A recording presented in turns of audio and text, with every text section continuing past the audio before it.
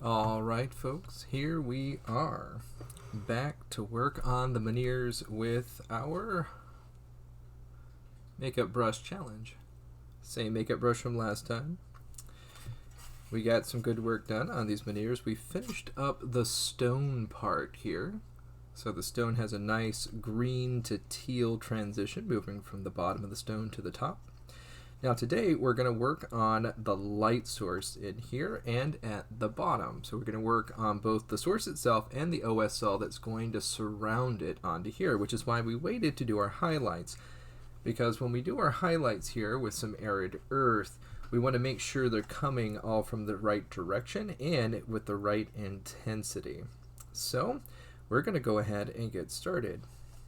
Today we're going to start off with a wet palette, which I've prepared over here, and we're going to get some matte white by Army Painter down on the palette because we're going to need to layer up a few layers onto our actual lighting source here. So this little bubble in the center, looks like my paint is clogged, so I'm just going to unclog it here real quick. Let's see if that's any better. There we go. Now we have a little bit of Army Painter matte white to get us started.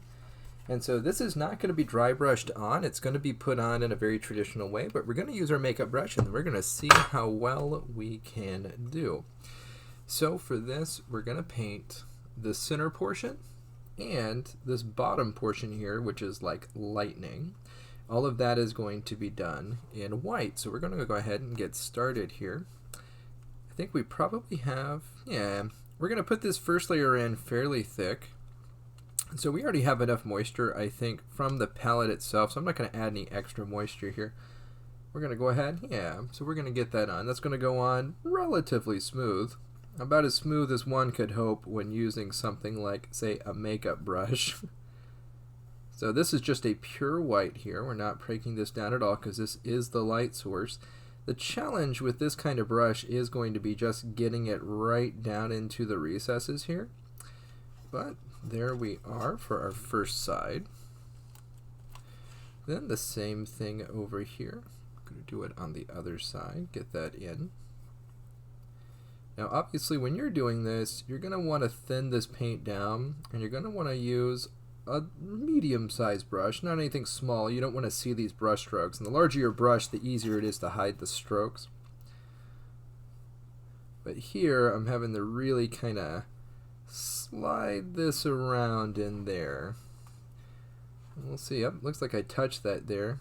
So I'm going to come back around while the paint's still wet. If this was dry, I couldn't do this, it'd tear. I'm trying to find the right side of this brush to really get this in here without making a big mess of it and tearing up everything we'd already done. Paint is starting to dry out just a hair, but that's okay. And I've made that mistake again, so we're going to come in one more time here just before it's totally dry. And I'm going to get my hand away from that area. There we go. So easy enough. That's our first layer. Of course, whites need multiple layers to form a nice solid color. So we're going to let that be for now and come down here to the bottom. And from here, we're going to get our nice first coat all over this lightning.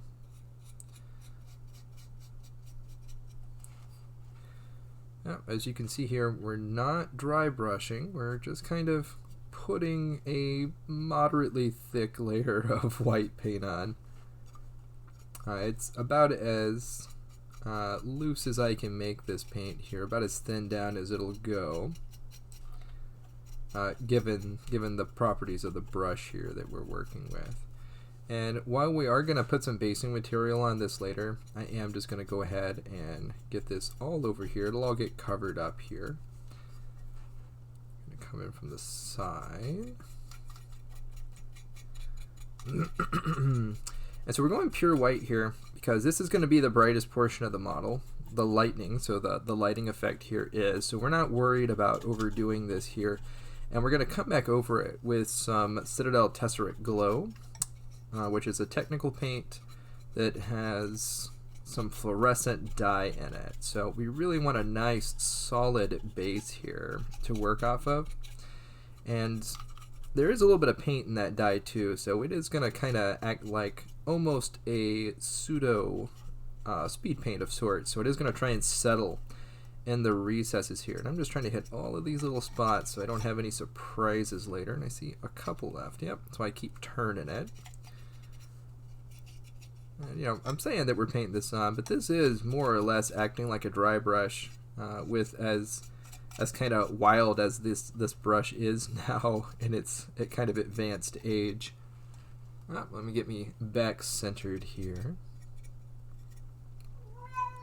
Alright, now I do still see quite a few brush strokes in here, which is not super great, but I think that's where we're going to be. So here we have this first one, which I'm going to put right over here, and now I'm going to bring the next one out. In between these two, I am going to clean out my brush. Alright, gonna get a sip of my tactical latte here.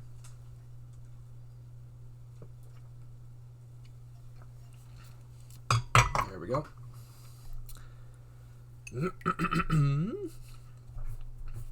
Just wiping out my brush here.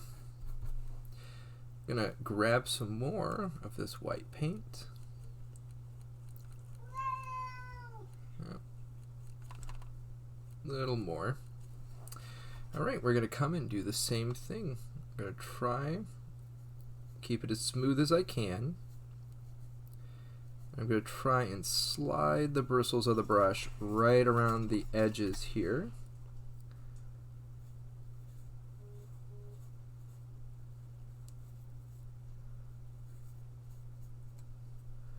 Alright, then there's our first coat on here. Now we're going to come back later and we're going to dry brush in the OSL effect. So we're not worried about that now. What we're really worried about doing here is getting this first layer nice and solid all the way around. Actually, you know what? Letting the brush spread out like that is actually even nicer. That lets me get all the way in there. Yeah, even creates a weird Eye of Sauron effect. That's kind of fun. Let's do that back here too. So let's let that brush spread out. Yeah, there we go.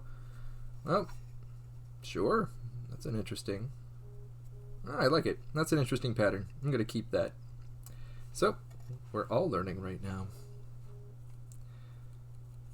Generally, I use either Army Painter or Citadel or Artist Opus brushes, and so kind of seeing how this works is neat as well, kind of for the first time. It leaves that cool pattern. So this is, I guess, a way of doing round objects really nicely here, if you're not too worried about the kind of iris pattern that it's going to leave, which right now I'm actually kind of digging. So we'll get the rest of this base coated down. We are base coating over black, so it'll take at least 2, maybe 3. A little bit thicker here on this white than normal. That's okay. Well, we don't want to go too crazy, otherwise we'll start adding texture to the lightning, which I don't necessarily want to do outside of this interesting effect here that I am actually thinking of keeping. Our goal for this first layer is really just to cover everything. We do not want it though to have that texture because we will see it in the subsequent layers. So I'm doing my best here with that. We are going to take this color all the way down to the bottom here.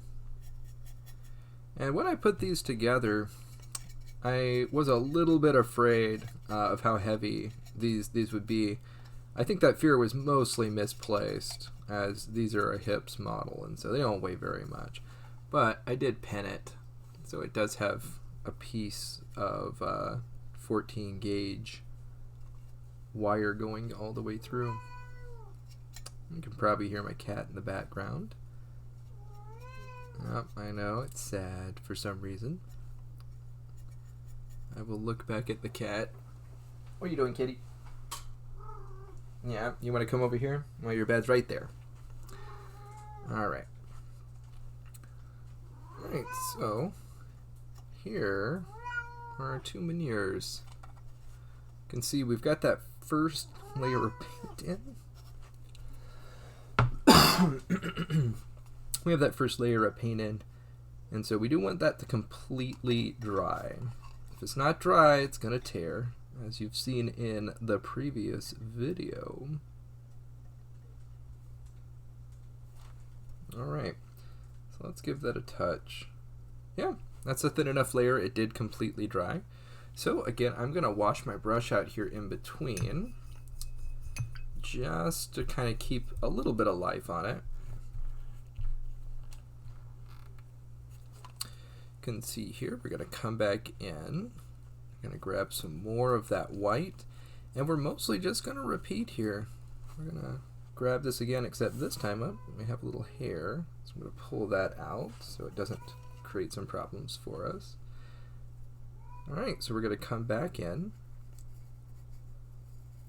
and you're going to see that's really going to start to do what we want it to do. I am going to allow it to flow even further down in there, catch those edges. And since now we know that brush is going to leave that little bit of technique, that little bit of texture, that's okay. We're going to come all the way down. We'll catch the lightning in there. The truth is, the way this is doing, I might even try this when I know I have a very tight circular area to work in, or spherical area to work in. Because the edges of the brushes just barely touch this other here. We're going to kind of stipple this in here. This was a little bit much. Same for here. They were just a little bit much. So this is going to add just a touch of texture to it, but that's okay. This is going to be a three coat, I can tell. We're going to let that go all the way in there. Catch those edges. And we're just going to keep on going back around. Hit all these pieces yet again. Yep, that's all the way in there as well. Excellent. Okay. Now for this lightning, I'm actually going to make use a little bit of the paint we already have on there and how it's less on the bottom. So I'm going to put in just a little bit of a hint of it being brighter on top than it is on the bottom. And so for that, I'm going to go ahead and try and stick most of this new paint on that top area. And there we are. So we can see the difference here in one coat and two coats. Two coats is on the left, one coat is on the right.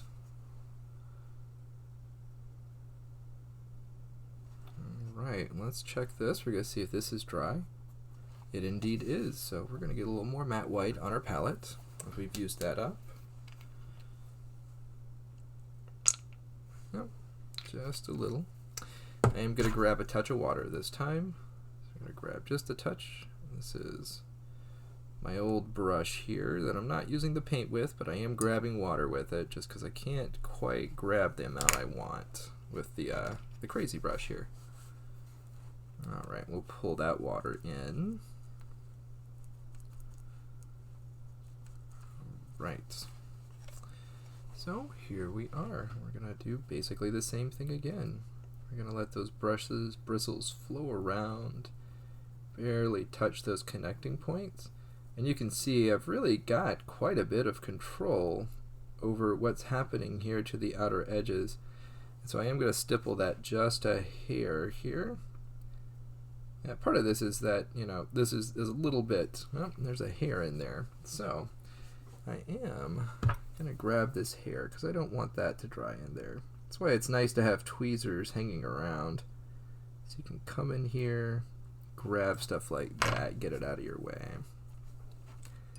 I'm going to touch just a hair here with the water because I do want to kind of stipple this out. Alright, but I do want it to flatten just a touch. I'm going to come to the other side, do the same thing. I'm going to come in, I'm going to let those bristles touch those connection points, kind of giving that hint of lightning down in there. Or the lighting effect, there we go. And we're going to paint the bottom the same way. I'm going to come in, let those bristles do the work. There we go. Yep, again, there's going to be a little more texture on here than I would like, but that is unavoidable using a brush that kind of lacks that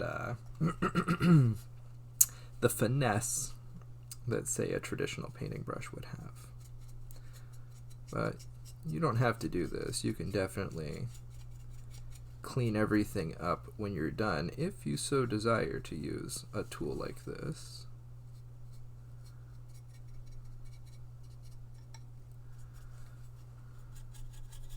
Alright, we'll just get that in. We can work with it later to make more or less. And yep, just as I thought, I did not do the bottom the same way, so I'm going to go over this bottom piece too. I can always make that more or less later too. Cool. Alright, so these are going pretty quickly. I am going to put one more layer of white paint on though, because I do want a very strong white color.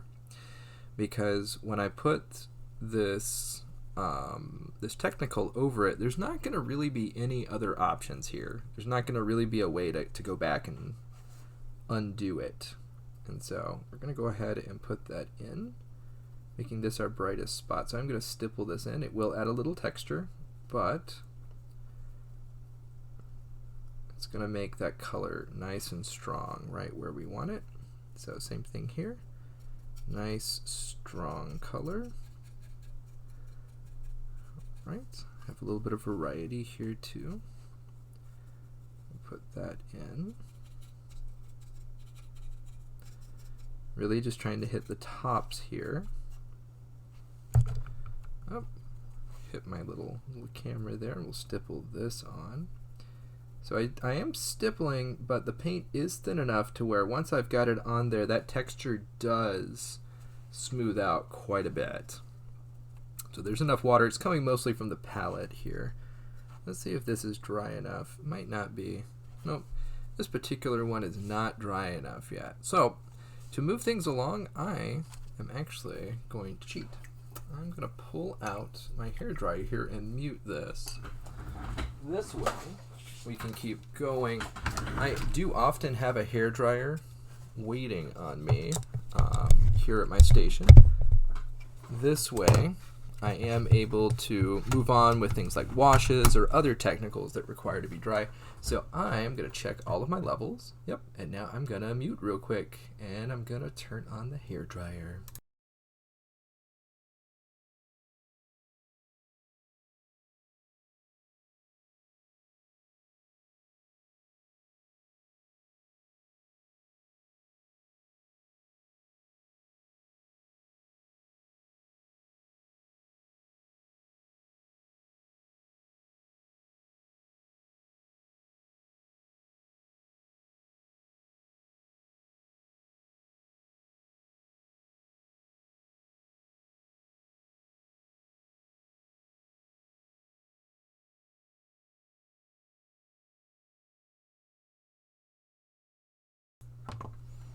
All right, so now we are nice and dry, so I can come back here with my brush. Oh, and it's this one right here we're going to keep going with. Going to get a little touch of water here to bring into that. Oh, send that down just a hair. And we're going to continue to kind of stipple it in. This time it's a relatively thin paint, but we do want to make these areas nice and bright. So we're pulling that on. So this should actually smooth it out quite a bit. Get some good paint right there. Kill those bubbles though. I don't want the bubbles. And same thing here. Focusing this paint a little bit more on the top portion.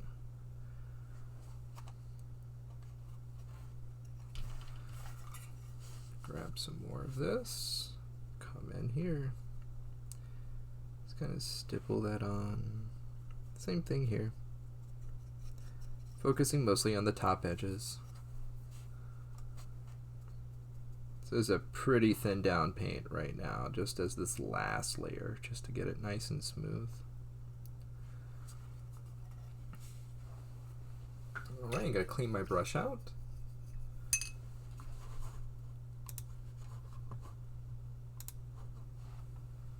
And I'm going to mute one more time because we're going to come in here with the dryer one more time and get this layer done. Now you got to be careful when you have really thin paints like this. There's a little bit more than normal on there, and what will happen is you'll actually move it around with the dryer. And so if you do this, you'll actually get kind of a puddle effect. If you're going for that, that's great, but if you're not, then just be aware it will move on you.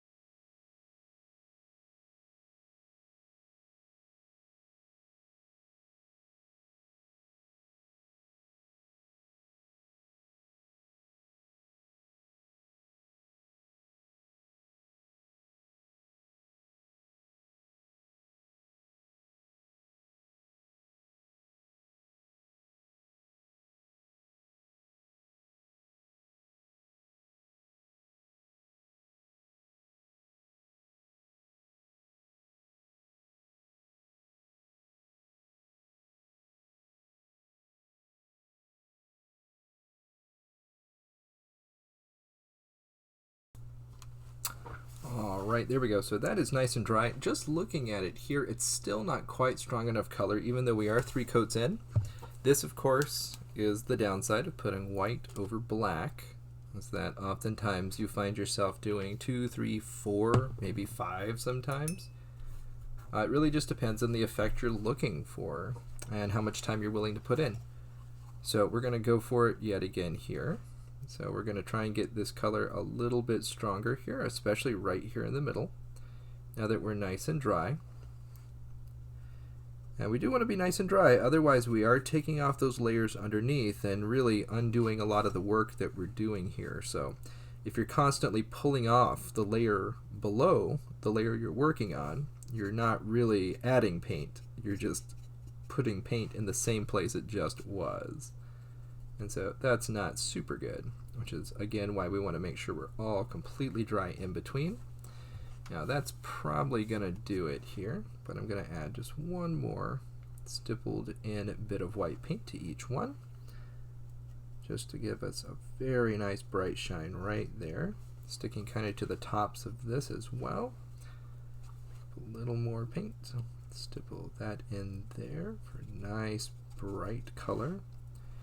And we'll do the same here. Yep. You can see that's going on pretty nice. We're not worried too much about pulling off what's under because we got it nice and dry. For that totally dries, we're going to move that around just a little bit. Same here. Move it around just a little bit. There we go. Alright, and same there. Now these are actually standing off the table just enough not to touch, otherwise you want to be really careful with that, or this area right here would end up getting the paint pushed off of it. Alright, one final dry here, and then we're going to start working on the OSL effect from it. So I'm going to go ahead and mute one more time, come in with the dry.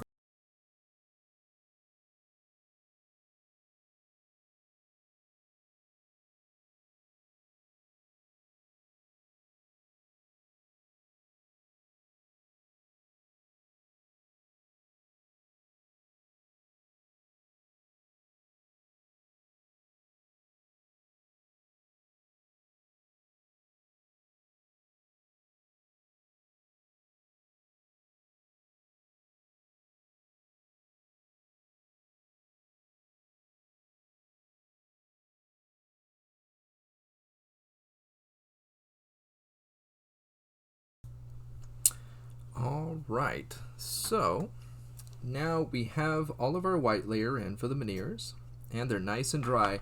We want to make really sure they're dry again, because if we put this technical over wet white paint, it's going to mix, and it's going to make a strange kind of cloudy mix of stuff. And so this is what we're going to be using, is Chesrit Glow. This one I've used quite a bit, so there's only a little bit left in the bottom. I'm going to mute real quick so I can put this on the stir over here.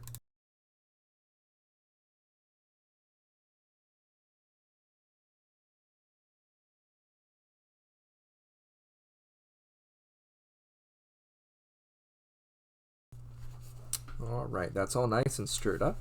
So we're going to get some of this out and onto our palette.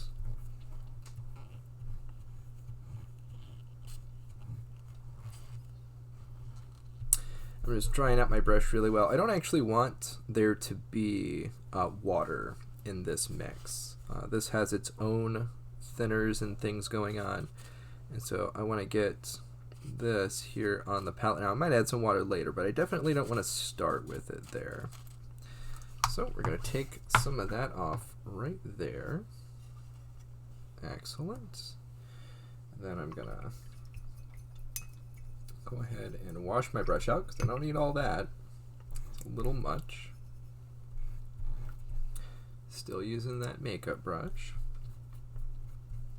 And in fact, you know, looking at this, what I am going to do now is go ahead and dry brush in the OSL effect. We know exactly the amount of brightness that we're looking for here, and so this would now be a good time to come in. So I am going to put a little bit of white here, and we'll check on that. That might actually dry out on me. So we'll start, oh, we have a little hair right there. Might be that the brush is starting to break down just a hair, because it is now, I used it for a previous project actually, so it's not just a makeup brush, it's an old makeup brush. Not to mention I practiced with it a little bit here, so I got a little bit of water in my brush, not a lot though. We do want some, so we're going to come in here, going to wipe out most of this. And so we're going to use white here for the OSL effect that we're going to dry brush in around the top. And then I'm going to switch to Arid Earth from the bottom. And so that should give us a little bit of a volumetric highlight on even our highlight here. So we're going to come around in here. And this is one we want to be very, very gentle on. We want to not go crazy here because this has the potential to really go wrong. And the reason we're doing this is we're going to get some of that fluorescent dye on this, and once we hit it with that fluorescent dye, it's going to pick up all of this white here, and it's going to leave us some nice OSL effects with not a whole lot of work, which is great. You can see I'm starting from the light source and pulling out, just like the light source really would do. Yeah, I'll actually show you how I'm rubbing this out. This is white paint, so it's going to be a little difficult to see me removing it from the brush. But I'm going in, and then, yep, you can see a little bit come off on my hand. And so we're going to come out this way. And this is, again, really important that we're very conservative here. Do not want to overdo this.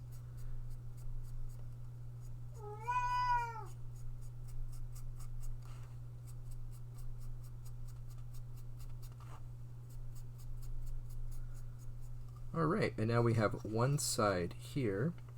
Now you can see this one, we're actually going to come the other direction for this OSL effect. So it's actually going to come from the bottom, but I'm not going to go crazy here. I'm just going to use just that little bit there, just to give us the idea that we have this OSL effect coming from the bottom. Alright, so now you can see the difference between where the OSL effect is dry brushed on and where it has not been. We might come in and make this just a hair brighter, but we're going to let it dry out for now. We're going to come and do the other side. Alright, we're going to get the rest of that white out, and now we're going to do the same thing, just being very careful not to overdo this effect, because we spent a lot of time putting in the gradual effect here, this volumetric highlight coming from the stone itself, and we definitely don't want to obliterate that, since that was, you know, a 2-hour or so adventure earlier on. We want to make sure that we're always kind of elevating what we've already done and not undoing it, which is easy to do if you lose patience and get a little bit overzealous here. Always starting from the light source and working our way out. Get a nice highlight here on this. Gonna pull this down just a hair. And I'm going to do the same thing down here. I'm going to make sure I get most of this out. I don't want to overdo this one here, but we're going to start from the bottom. Oh, see, and I felt like that's a little bit much. Let's remove a little more. There we go.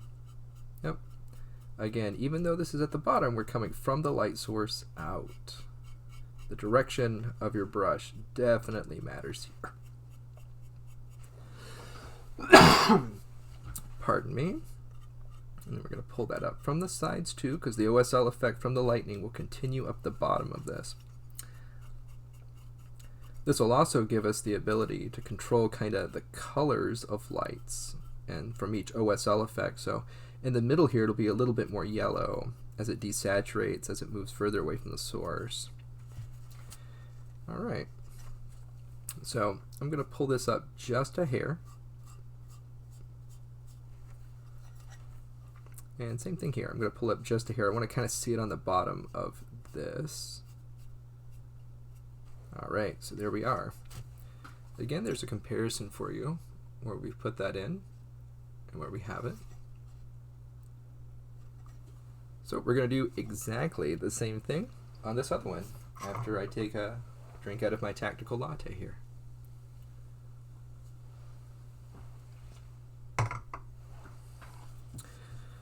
All right, pick up some more white paint. And we talked about last time why we would want to use colors that are not white to kind of build up all of this other stuff. And this is why. We're reserving white for our brightest highlights, for the places that would receive the most light. So I need a little bit more. This actually needs just a touch of water. So again, we talked about this last time, but it's called dry brushing.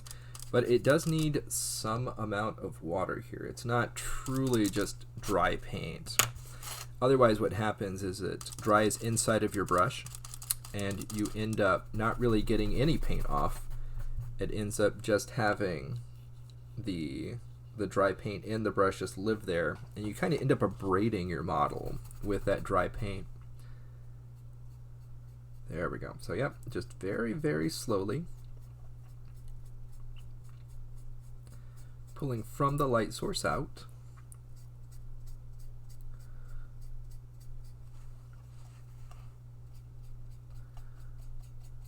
And I'm kind of, where I'm looking when I do this, is I'm looking at this ring right here, the highest point. This kind of tells me, it's my litmus test for the rest of it. As I see that ring kind of light up, it lets me know kind of how much paint I'm probably going to end up putting elsewhere. And so I can continue to go around making that ring the same all the way around. So let's get that out. Yep. And keep on going. Pulling again from the source out. Same thing here.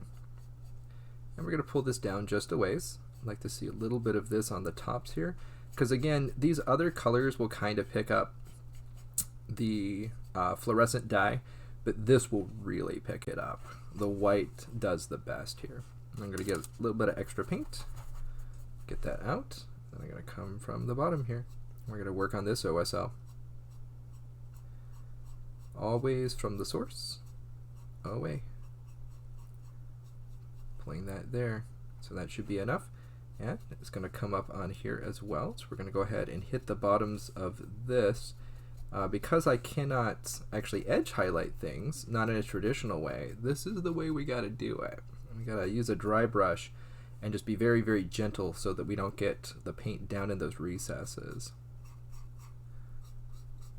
Oh, I'm going to pull that up here. Nice. All right, one more side left. We're going to come in here. Get most of that paint out. There we go. You can see it really just kind of come to life with all these layers now. It really is worth the time if you have the time to give it and you would like to see these kind of results. If you were doing this kind of alone in your room, you could definitely just hit flow with this, sit here and highlight out a bunch of stuff. If you had an army, you had a bunch of units that really needed this, Not that you'd really want to do all your troops like this. This is, of course, like a centerpiece model. But it wouldn't be impossible to do, especially using something like this. If there was no real time limit on it, then you could definitely come in, give these OSL effects to all of your people. You can see it makes a really nice kind of effect. What I'm doing here too is allowing the model itself to work for me. So all of that texture you see there, I have added none of that using Paint. This is all the model itself, picking up, grabbing the little bits. It's one of the reasons when people ask me, why Citadel models? Like, what makes them so special? Why are they so expensive? Well, one, they have a monopoly, kind of, and so that does make things expensive. But two, they are really, really well designed. They are designed with the assumption that someone is going to paint them. And so there's actually quite a bit of engineering and science that goes into that, as well as artistry. And I definitely appreciate it as someone who does paint quite a few of their models, especially when I go and paint other people's models. Definitely other model companies exist, but oftentimes they kind of did not make the assumption that other people would be painting the model, or at least it doesn't seem that way. So some really kind of quality of life things end up missing. And what I'm talking about very specifically is just all of this texture. A lot of times this is missing from models, or this edge right here. There's a very particular reason there's this gap right here. There's this little 90-degree inlet in between here. This allows you to use a menagerie of techniques and still get a good result, whereas some other companies would just smooth that right over. This would just be a line instead of a divot, and so then when you tried to do something like dry brushing, you would really get a lot of it all over the rest of this material, and it would just be a whole lot less nice. I notice this doesn't have any kind of edge highlight here, and we do want that to have a little bit. We'll definitely come back in and work on that in a second. But that's one of the reasons that the GW models are so expensive, is they really did do their homework. You really do see that these models have nice edges, nice painting features, nice quality of life. So there we are. We have our orbs painted. They have, I believe, 4 or 5 layers on the outermost layer. And now we have almost all of the highlight that we're going to put on this piece right here. We are going to get a little bit of arid earth and warm it up just a tad. Looking at our reference here, I talked about this last time too, you can kind of see in the area right around the menhirs that there are right around, I should say, the orbs. It is a little bit warmer, and I think the way they did that is they had just a little bit warmer paint. These are all pre-shook as well. Your army painter paints absolutely have to be shook all the time. In fact, the new army painter paints they're just coming out with, if you order them from a distributor, they will come now with a little ball bearing already in them. And so they have been listening to feedback, doing some good work there, responding by changing their product in a way that's really nice. Otherwise, you always had to add one, just because AP really needed it. That paint right there is ever so slightly drying out, but that's okay. If we need to, that is the cost of making some other decisions here. Sometimes you lose out on a little bit of paint. We're gonna test this here. I'm gonna see how that looks. Yep, that's about what I want. Yeah, very, very little here. So this one we're gonna be really careful with. What I'm trying to do here is catch the area in the middle. I'm gonna hit it mostly from the top here.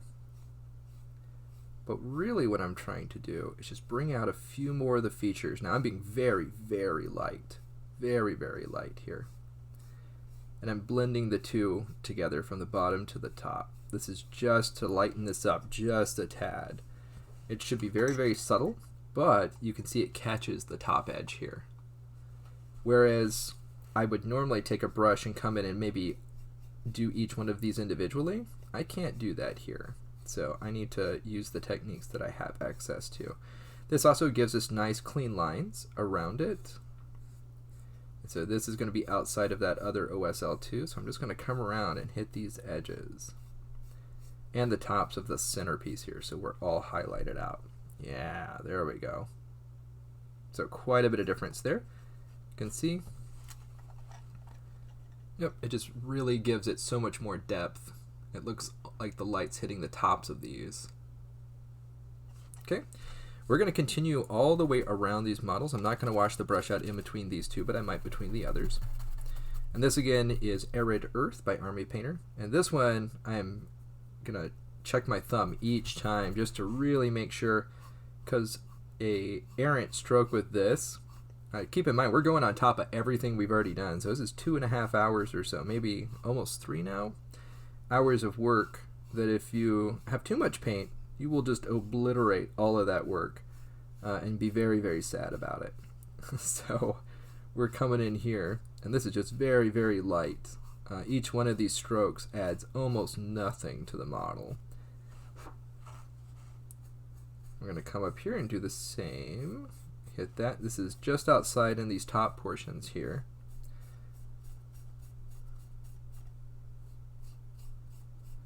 This just really well defines these areas along the side too. It helps delineate it from the stuff at the back. Alright, and you can see, yeah, just very, very subtle, very, very light. And that's what we're going for here in these darker areas. If I used white here, you could, and that wouldn't be the end of the world. But I do feel like this adds just that touch of warmth that they have in there. It's one of the things I usually am trying to discern on my models is kind of the temperature of the things and how I want it to be as far as warm and cool. So when you have a black, there are neutral blacks that really don't have any blues or reds in them, but most of the time your blacks are actually going to have some kind of color to them. They're going to have some kind of warmth. And so they'll have a lot of colors inside of them. And depending on which direction you're painting from, you might want to have, say, cool colors from the top and warm colors from the bottom. Say your character is, you know, over a pool of lava in a night sky, that kind of thing. But in this case, you can also go and, while trying to match the art that they've already done, you can see kind of what warmth they've assigned to their colors here. And that would be why I would use this kind of arid color. It also mixes a lot better with the green here, instead of the white, which would kind of oversaturate that. This yellow just kind of works with it. Alright, we're going to come in here and get this in. I'm just a little bit harder here because it's the very top of the model here. I don't mind hitting that up. Yep, there we are. And that's it, just very subtle. Mostly it's functioning here and here and here, and we see that. Have this nice line. You can see there's really good consistency with these models too. It's both good and bad, but this structure that's here that catches is also here. Even though it's subtle, it's still doing that work. And now we have one more side left. So I'm going to come in here, grab some of that paint, and then I'm just going to work it out. I'm going to check on the back of my thumb. That's still a little much. Alright, there we go. Start with the edge here. It's going to grab that pretty well. We're going to come in again. There we go. These are very, very light strokes. Really, really slowly looking to build this. And then I can also control kind of where it goes. Same for the top here. Alright. We're definitely approaching doneness. For these guys, we're getting good. Get that just a little more. There we are. Grab some of that, some of this. Just to find those shapes just a tad more, especially at the top here.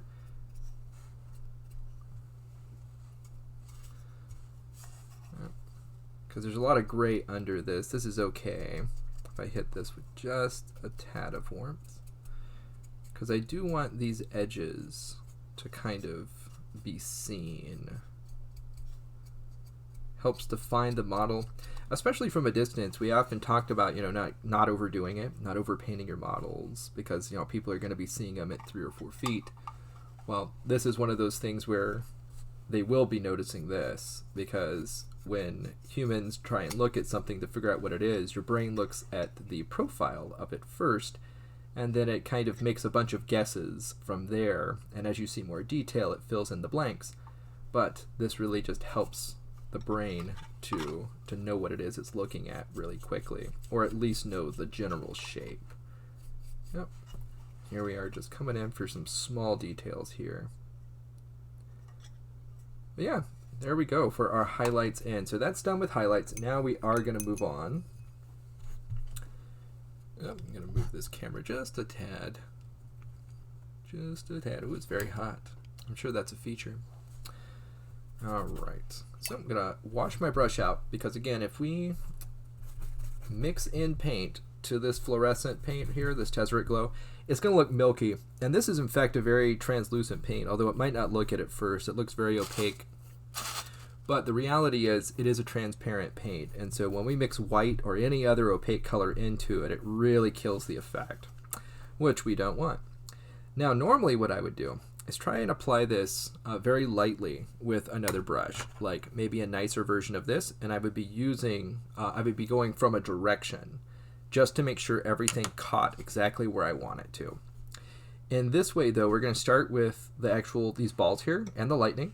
And so we're going to make sure we get that in really well, which I'm going to pick up quite a bit of paint for, and we'll see how that goes.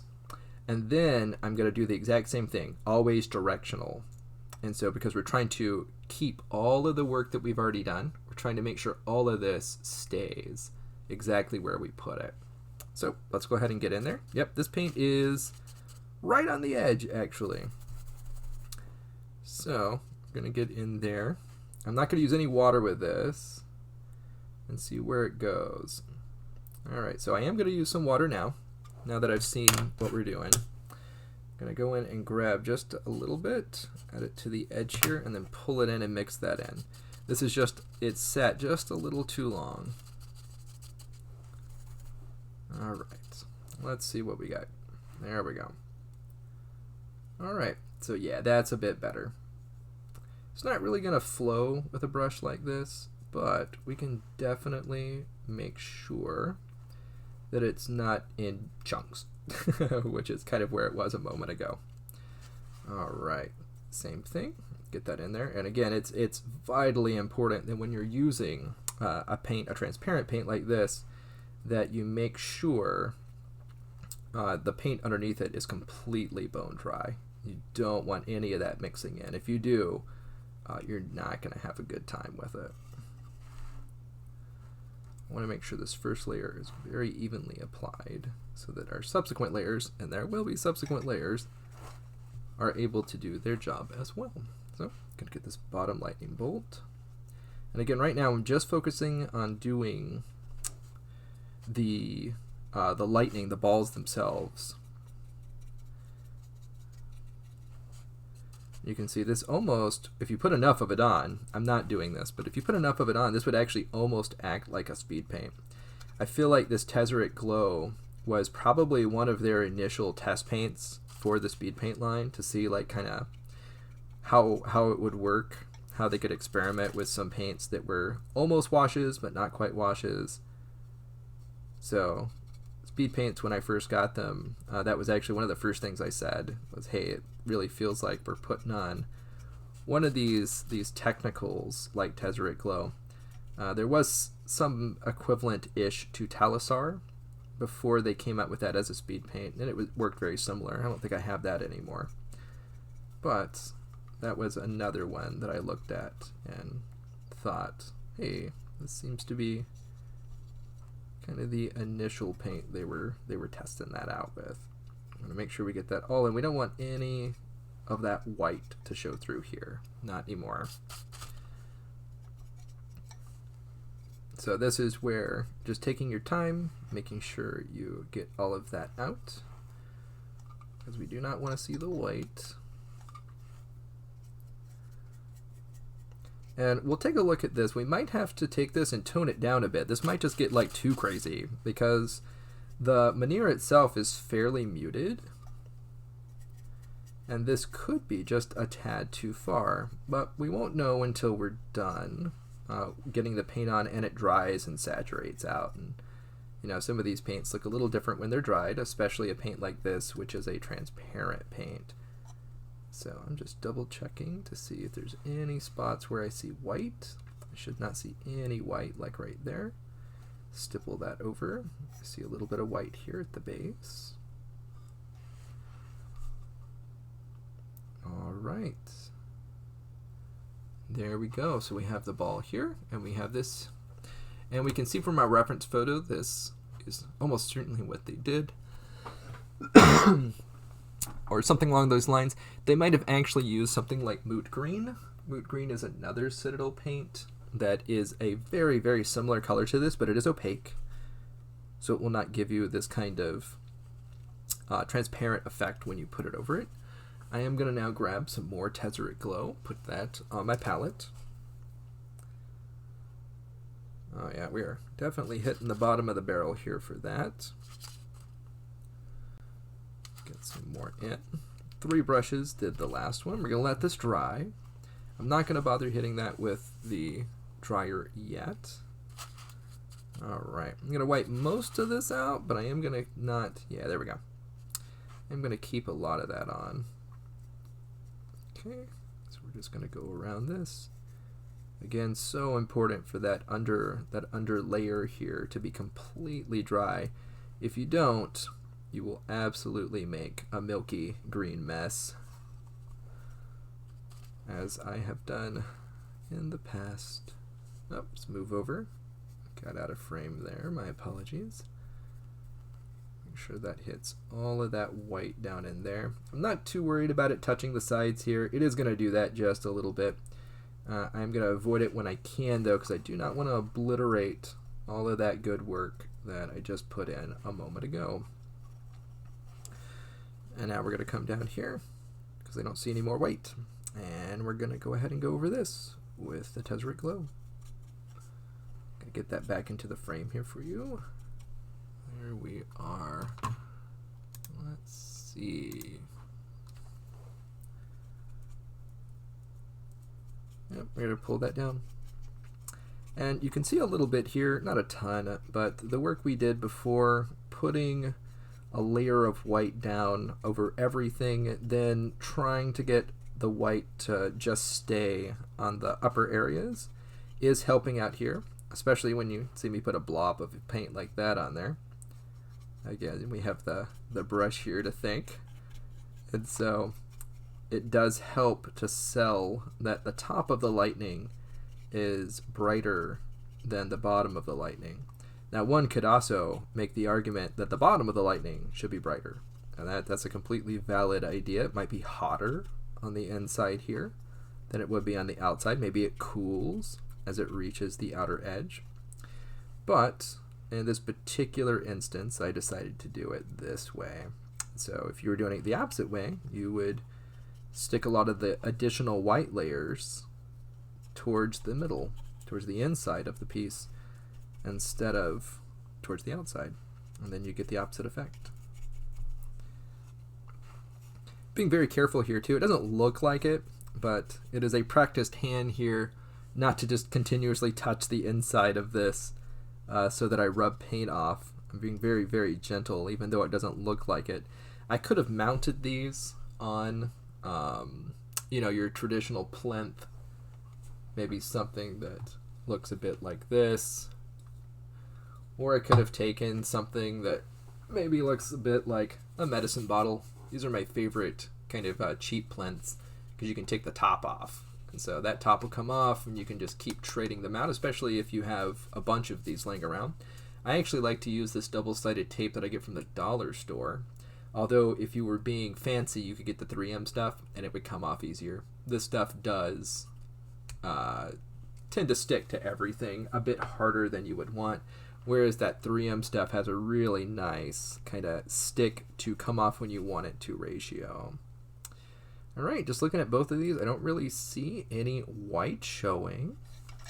We are going to go for an additional layer of this transparent paint just to make it a little bit darker around the edges, but we're going to attempt, and this is a big attempt here with a brush like this, but we're definitely going to attempt to leave the area in the middle a little bit brighter so that we have a place to put our speculative highlight here for this kind of shiny thing.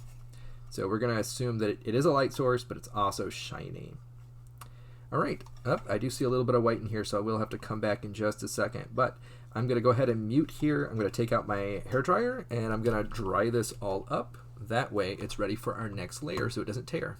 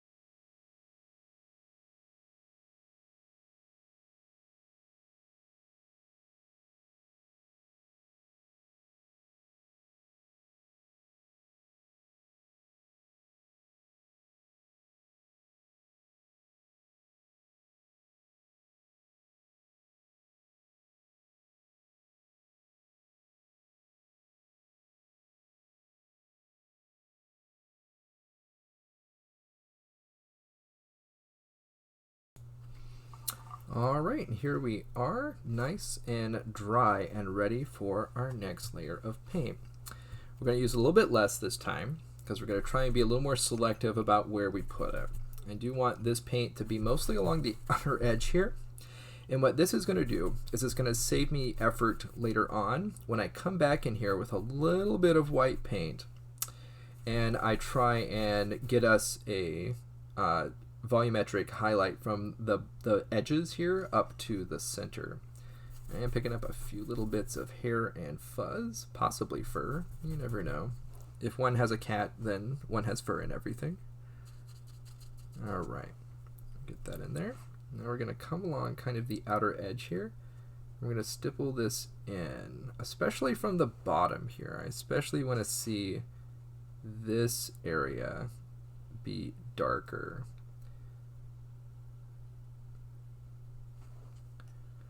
Let's make sure you can see that. There we go. Alright, so this is just stippling in. I want to keep it in a nice crescent all the way there. I'll move just a little bit and pull that because I would like it to be a nice smooth transition. And there we are. So now it's darker on the bottom than it is on the top. We're going to do the same thing on the other side. So it's darker on the bottom than it is on the top. I'm going to remove some of my paint and I'm going to blend it with stippling. Stippling really is the magical technique. Weird paintbrush or not, this is definitely going to help you up your game for any of your effects, whether or not you're talking about power swords or object source lighting, or we're talking about adding texture to things like leather or burlap. Stippling really is, when it comes down to it, the cheat that all of the other YouTubers and streamers who are doing some really crazy stuff would have you know about. It's just so useful for blending. It really hides a ton of sins, so whenever you mess something up, you can come back in, blend whatever it is you've done strangely with some with some stippling, and it really is going to make a huge difference here. And so same thing on the bottom here. The bottom here is going to be lighter than the top. That's going to give us that nice volumetric highlight across. I'm going to blend that in just a tad more with, of course, stippling here.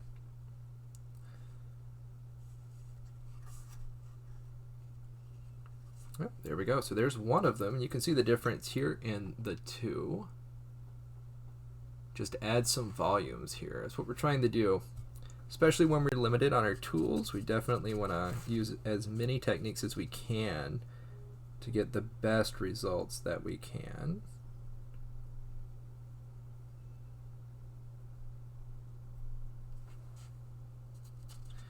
You can see we're just going to come right in here, stipple that in. I'm going to remove some paint from my brush, not some brush from my brush. And I'm just going to stipple the edges here, blending that new and old here. So now I do have very much a darker area on the bottom and a lighter area on top with a nice transition. This of course is a little bit easier with a nicer brush that's not all over the place. This is taking a lot of my brush control to make sure I keep the brush exactly where I want it. Otherwise we would have paint kind of everywhere. But we're gonna stipple this transition here. This is also how you would do things like power swords.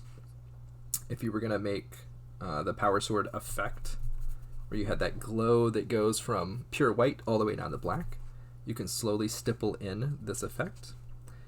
We're done there. We're going to come down here, do the same.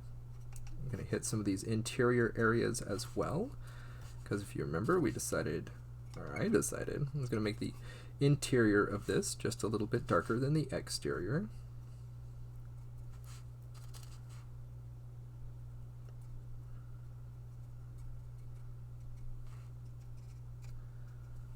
And if I remember correctly, it was on this side, so I'm going to slide this in, hit that, and then I'm going to wipe my brush out.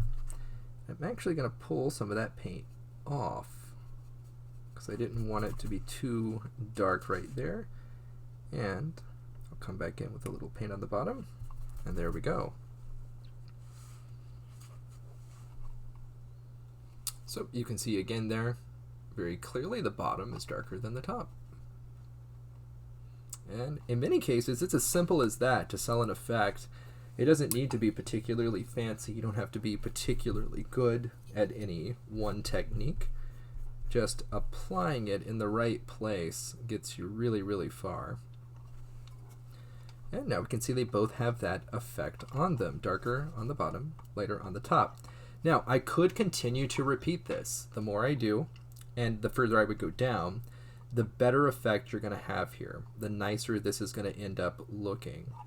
But for the sake of keeping this as entertaining as possible, I am going to move on. Normally, I think I would add one more layer here, but we're at the hour mark here for this stream. And so we're going to go ahead and move on to the next piece. So I am going to dry this out, and then we're going to finish up these veneers here by adding the rest of this OSL effect so that it comes from the light source moving out. And we're going to go ahead and base them so that they are on the same base type as the rest of my army. And we are going to dry that up too. And we're going to use one of my favorite items here for this base, which is Vallejo Earth Texture. It comes in peanut butter sized jars. It's very, very reasonably priced for what it is. Unlike, unfortunately, the Citadel product, which I believe is Armageddon Dust. Although someone can correct me if I'm wrong here in the comments. But I'm going to go ahead and mute one more time, and then I'm going to try this out.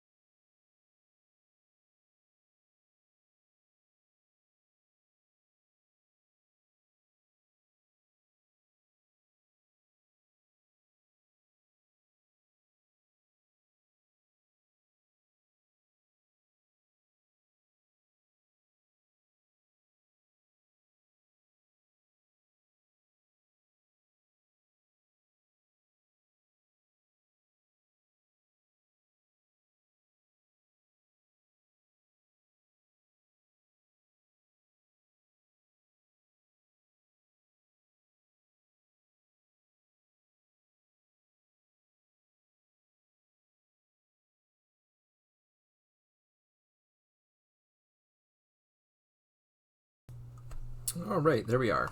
So these are nice and dry. Nothing on my hand. Excellent. All right, so now we're going to use the same dry brushing technique that we had used across the whole model, but this time using this transparent ink. Now, this is not the way this was intended to be used by GW, but what we are going to do is get some on the brush. We're going to wipe most of it out, and we're going to transfer just a little bit, and it's going to basically be a yellow color here. And so we're going to come, and you can see that white that we just did, that white is really grabbing this, and that's really going to sell this OSL. Now I'm going super duper light, and I'm making sure to take this very easy. I don't know why I'm holding both. I'm making the extra hard mode here. And I'm not covering up all of this, so some of this white actually I'm okay with leaving. Not a ton, but a little bit here, just to kind of sell how bright that is. And you can see there, a lot of that white gets picked up there. And we're going to do the same thing here. We're going to come from the bottom. Oh, I'm going to get back in the frame, right? The bottom to the top. And so we're selling this OSL effect. You can see that's very, very nice here. Just like that. Same thing here. Going to increase it just a hair here. We're probably going to come back and make this a little bit brighter with just a hair of white paint just in a moment.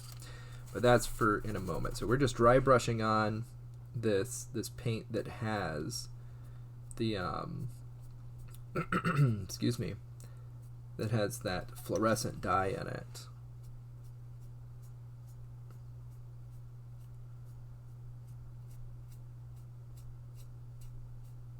Yeah, there we go. You can see it just grabs it immediately. And we're going to do the same for the bottom to the top, picking up that object light source. Oh, and you can see really nicely here, because we're grabbing the stuff that we just put on, but it still stays really cool on top, because there's no light source making it all the way down here. It's making it from the bottom. So you can see we're just picking on it right there. But let's take a look at the difference. You can see on one side, it just adds so much more depth. That is that little bit of warmth that they had. On the other side there, their lighting's a little different too, so that's going to make the difference. But on the right side, we have our effect that's been added here. Almost done with it, and you can see it just warms all of that up. And we're getting all these different places, right? So we have at the very top here, it's not getting the OSL, it's still very close to the steel color. It has just a touch of that arid earth. Coming down here, we have just a little bit of the white remaining. Then when we get close to the light source, we actually have here this white that's picked up that fluorescent dye. Then we come back down here, and we have a lot cooler colors here because that white remains in here, highlighting up these teals, moving to green. Then here we have still white on the tops of these, but as we go further down, we then hit where we had that arid earth that came in here as well, and the white that's been tinted here with that fluorescent dye. So all of these different pieces continue to sell this as an actual thing. And so you wouldn't be able to get this just by kind of painting this in hard. You would need it to be size appropriate, and that's what we're doing with this light. So just using a paint that was shiny wouldn't work out. But there we are. We're going to go ahead and apply this to the next one. So I'm going to grab a little bit more paint from this, and we're going to come down here. Now it hardly takes anything for this, just because of how aggressive this fluorescent dye is. So be very, very careful when using these dyed paints. There's a blue one that I talked about before that is very similar, and it can just overwhelm your model right away if you're not careful. Come from the bottom. So it's very, very important, again, to make sure the direction that you're painting from is correct. If you go even one brush stroke the wrong way, oftentimes you will be able to see it. So it's really important, always from the bottom to the top. Yeah, there we go. And then one last side. We're almost out of paint here on the palette, but we're going to grab what little bit is left. Again, this paint is so aggressive, this dye is so aggressive, that we really can get away with this like super duper light dry brush here of it. And you can see it just like even top to bottom, there's a very, very clear difference here.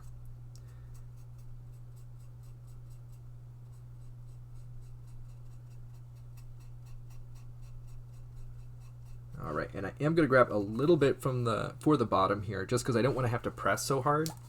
I am worried that if I end up pressing too hard there, I'll end up taking off some of the previous layers, like we saw in the first cast, and then that's no bueno. We do not want to do that. All right, then from the bottom to the top, going again. Always directionality, so important here. It's one of the things that I think is missing from a lot of the tutorials and things that you see on YouTube, where people are doing a thing and they show you the thing, but they don't necessarily talk about the directionality of their brush strokes, which is super duper important almost all of the time with all of these techniques. So you do want to make sure you're following the direction that people are going as well. Let's grab a little bit more of this. And see, I have no problem just taking this model, flipping it all around. That way I can push in the direction that I know I'm strong. And so I'm going to pull that just a little bit over to there, leaving just a tad of the white. Yeah, here we are. So very nice here. Now we're really selling the light source. We're selling the different rocks, how that looks. That's just a little bit bright there. We're going to pull that down. And so now I'm looking at the two comparing, and I'm just kind of adding what I think each one needs so that they match pretty well. I don't want them to be perfectly matched, but I do want them to be very similar. Up here I can see I need a little more, which is okay. Make sure that gets in there. So we're just finishing off. Yep, I'm going to do the same for this one, just finishing off with that in the center, because that's going to be pretty bright. I want to make sure our brush doesn't flip out like it just did there. And here we are, just rounding around in that hole. There's a little bit too much brightness in there from the white, and so we're just taking some more of that and going in. And there we are. All right, so now the last thing to do for these is to take a little bit of white paint, and we're going to go onto the areas that are going to be the brightest, and I am going to dry brush just a hair at the top of each one of these and on the top of this. And so this is going to, again, create a little bit more of a brighter area on the top and a darker area on the bottom. So I'm going to really, really, really well rinse my brush out. This isn't necessarily for this step, but it is for the next steps when we move on. Because if I don't do this, this fluorescent dye, again, is so aggressive, it's going to get into all of the other paints, and then all of a sudden when I'm painting something else that should be white, it's going to have this yellow tinge to it, making everything kind of look dirty. And for some armies, maybe that's not a big deal, but for Necrons that are made out of metal and that are very clean looking, as far as their line goes, you can always, make them messy if you want. You can always give them battle damage. But as far as the way they're made, they're robots with clean lines. And so having this on them, where you have these kind of strange yellow marks that appear in your paint, is not ideal.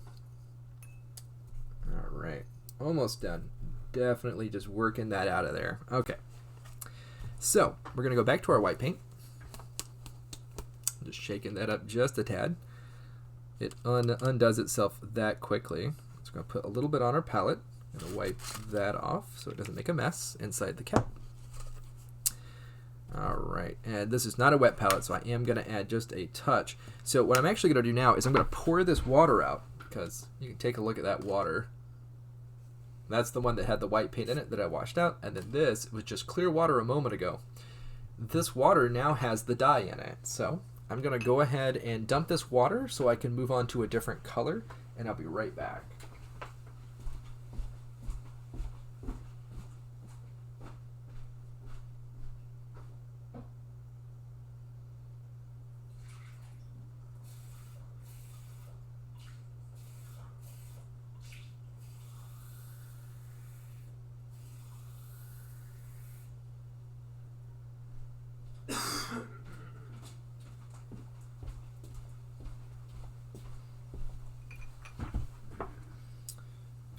right, now we have nice clean water.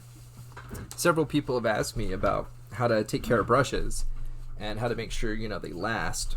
And you can actually see there's still some color left in that brush still after all that cleaning. But one of the major things that you do is you are constantly washing your brush out. You're going to be using some brush cleaners. You'll want to keep your brush nice and cleaned out.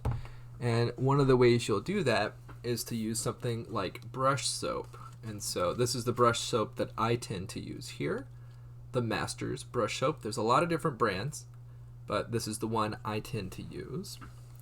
And then I'll also use, depending on what I'm working on, if I'm working on these water-based acrylics, I like the Winsor & Newton, their brush cleaner and restorer. This stuff is expensive, but I very much like it. I feel like it's very much worth it. If I'm working with oil-based, I'm going to use Gamsol. Gamsol is a odorless mineral spirit. It's still quite flammable, but it is very nice for not having a lot of fumes, which I found to be problematic when using some of the just mineral spirits, because you're standing over it the whole time. You're very close to it, and so you end up getting a lot of fumes. Not that you shouldn't still wear a respirator when working with this, but it does make it a little nicer. So here we are now, back to our relatively clean brush, pulling out some of this white. We're going to go ahead and work this out. I don't even want to accidentally go over the palette either with this, because I want to continue to work that color out of this brush. Normally I would switch brushes, you see, so this is also part of the challenge. So let's see, that's a little bit much white. All right, we're just going to test this here. I'm going to move this veneer over. I'm going to stand it up. There we go.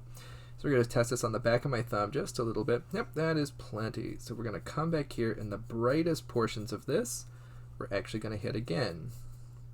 This is a nice test for me to see where this goes. There we go. So that brightens that up. And now we're going to come in to the very top of this, and we're just going to stipple in some white. Not a ton, and we're going to make sure this transition is nice and easy, but I'm going to put that into the top there. And now we have this here speculative highlight, which I am blending in using stippling. That's very nice. We're going to do the same to the bottom. And then we'll turn it over and do the other side. Okay, so there we are. Get this back in frame. So we've got that on, and now I'm going to wipe out some of my paint, and I'm going to blend it, just stippling over it until it does. I'm going to come just a hair here. Get that done. And I'm going to come over some of this lightning too, and so I'm going to dry brush the lightning just a little bit. Really brighten up the surface of this. So again, I have some differentiation. Turning it over here, we're going to move over to the other side, stipple in some white there, brush a lot of it out, and then we're going to blend it with a nice little stipple. And that's really the only way you can blend, other than wet blending, with a brush like this. But in these areas, they would not take wet blending super well. So we're going to, on the brightest portion here, we're just going to pull that up, and we'll dry brush some of this lightning. Again, just giving us some visual interestingness to work with. Just some other things in there to draw the eye and the attention. All right. Yeah, we're going to come up to the top, do the same thing. Going to get a little bit of paint in there. Yep. And then we're going to brush out most of it. Get you back in frame. And then we're going to stipple this in to make it nice and easy transition.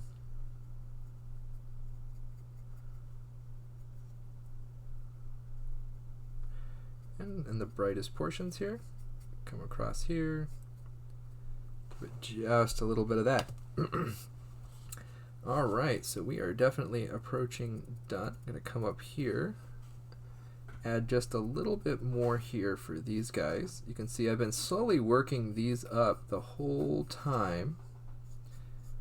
Each time you see me, I add just a little bit of the color here just to give that, have just a hair there, same here, so that there would be some other light source out there. This is also fixing some of the area my hand has been in, because we're getting close here to being done with these veneers. There we are. So you can now see the difference here between the two. If you look at our reference photo, you can see they've done something similar, but they actually ended up using a lot warmer color. I actually am going to do it this way because this is the way I have done it with most of the rest of my Necrons. In fact, in some places this might be a little too much, so at the end we might come back through and do one more pass with a little bit of dry brushing to blend this down. But for now, we're going to continue to move on here, getting our white coming in, stippling this effect in. Just to have it at the top, we're going to move there. All right, knocking most of that out of our brush and then coming in and then getting it nice and blended. Then coming to our lightest portions, which I am deciding are in these kind of cardinal directions. Then I'm adding just a little bit more. I'm going to come in here, add to our tips here because this is supposed to be metal. Cleaning up here the area that my hand has been in. Continue to get that in there, making that nice and cool. There we are. It's looking good. Yeah, hey Adam, the foil on the palette is for cleanup purposes. I bought this from not Salvation Army, I bought it from the dollar store quite a long time ago. And if you could see the actual thing itself, it's covered with the remnants of old oil paints.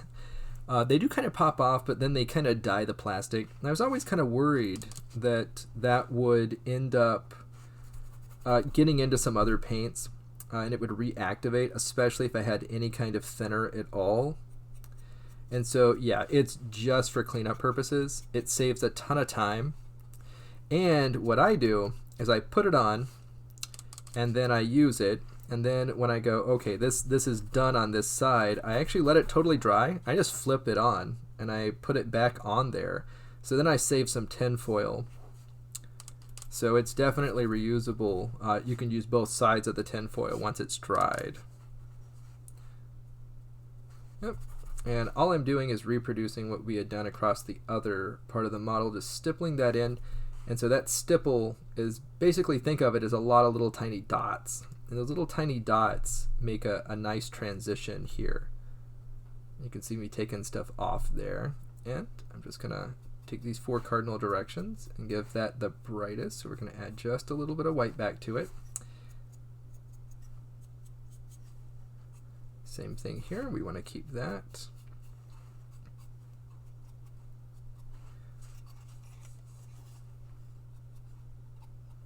Then this is just giving me that. And you can see I've pulled quite a bit of it off with my hand here, trying to stay away from the center part, which is harder to fix.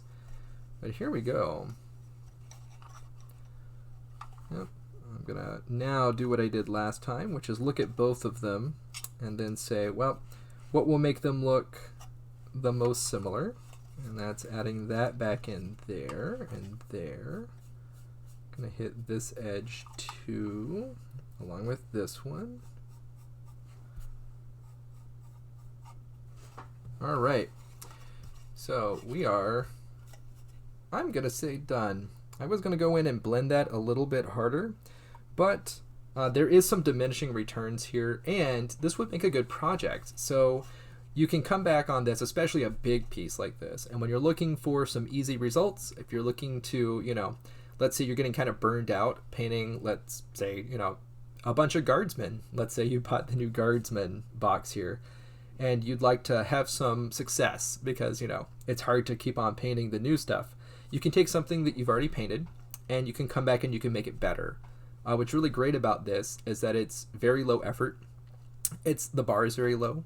You've already put in, all the work in the beginning to make a nice piece, and really what you're doing is just making it better. Obviously, there is a moment where you might gild the lotus, and you might end up making it a little bit worse, but I think it's more likely that you'll make it nicer, and you'll have some success. You'll have something you can tick off that you accomplished that day, and your model will be that much nicer for it. This is often what you would do if you had just blocked in all of your colors and you would just, say you washed it down and then you highlight it up, but you had some objects like gems or something else like that you'd really want to be nice, but instead you kind of left them in their base colors. Well, this is a great opportunity to come in and add those extra details to really make your model pop, or to fix anything that you just don't like. You could be fielding a model and you could say, I really don't like the way that turned out.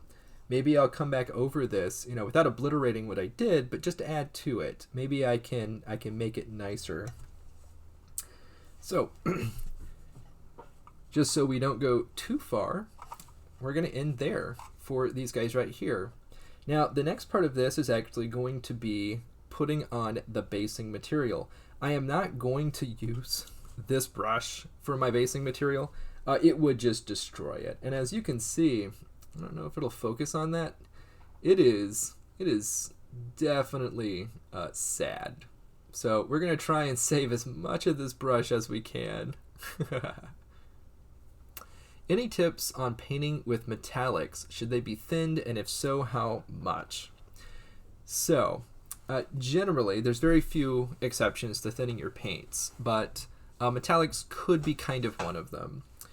Metallics are one of those things that you are going to want to put in on thin layers, even though it might not seem so at first. Oftentimes what will happen is people will just go, well, I don't want to have to keep adding layers to this, so I'm just going to put a very thick layer of paint on. You can do that, but what it will do is you will be able to see the brush strokes, and it'll add texture to the metal. And for the most part, unless we're talking about something like cast iron, where you do want to see texture, most of the things in the Space Marine universe have moved on from that kind of metal.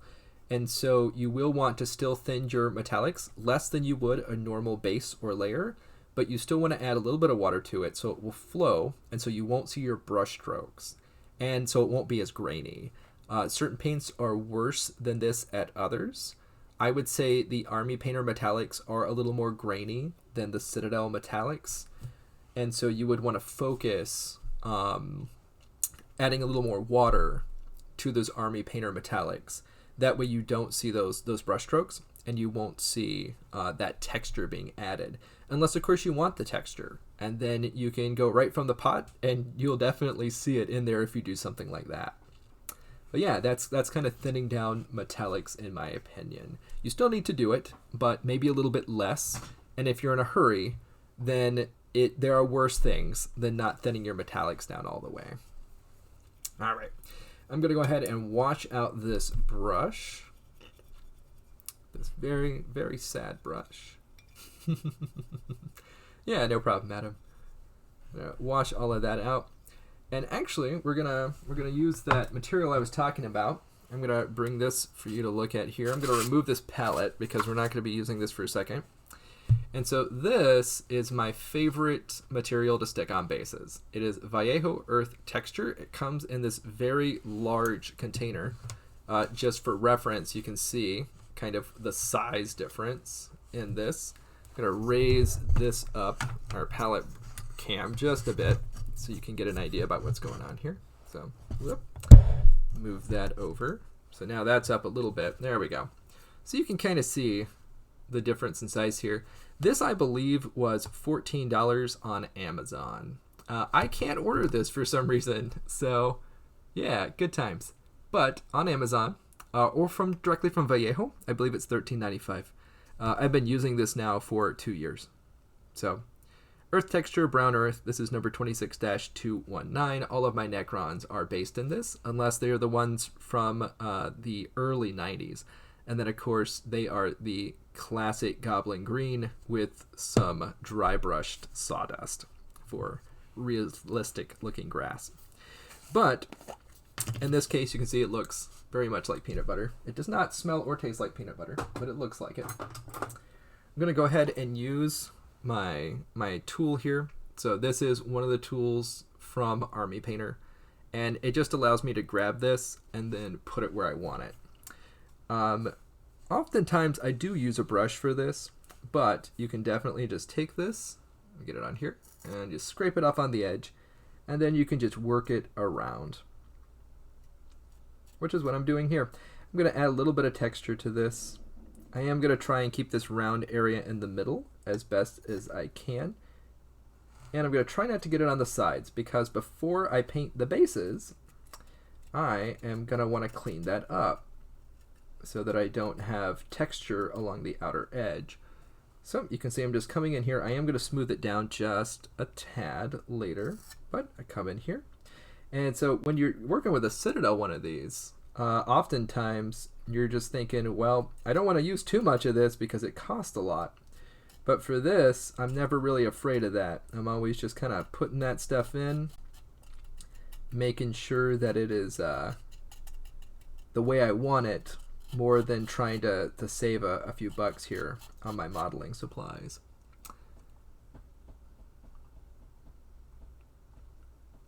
Yes, I do very much like Army Painter White. The other option for white that I use quite a bit, especially when I'm looking for a thicker white, or I want to add some texture with my white, or I just want options with my white. Let me grab this. The other option that I use here is this Liquitex Heavy Body Acrylic Professional. This is expensive. It has the kind of texture of toothpaste, so you will absolutely have to thin this down correctly on your palette. I consider it to be a little more challenging to work with, but it is probably my all-time favorite white for working, especially on larger projects, but even the smaller stuff. I do very much like that I control the thickness of this product. I put it down as a toothpaste-like consistency, and then when I come back on it, I can thin it to exactly what I want. It takes color very well. It's not grainy, even when you leave it fairly thick. So it is the one I use often, but the one I use the most is going to be this matte white by Army Painter. It is because just for convenience sake. It's in a dropper bottle. It is relatively thin, which is super nice. Not crazy thin, but it does take color really well. It can be grainy though if you've not thinned it appropriately, or you're being a little quick, a little lazy. And you can see I'm just still coming in here. I could do this with a brush just a little bit faster, but just in the interest of keeping the challenge honest, I'm just using this tool here. So I'm just pushing the edge of the tool up to the edge of this piece here. And then we'll add a little bit more to this in a moment.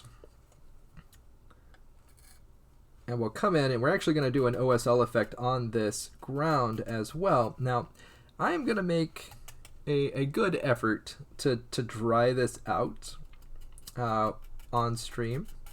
So it'll be a minute or so of me with the dryer here, but it might not work because the rest of my army waits until this is dry, and then I put Agrax Earthshade on it.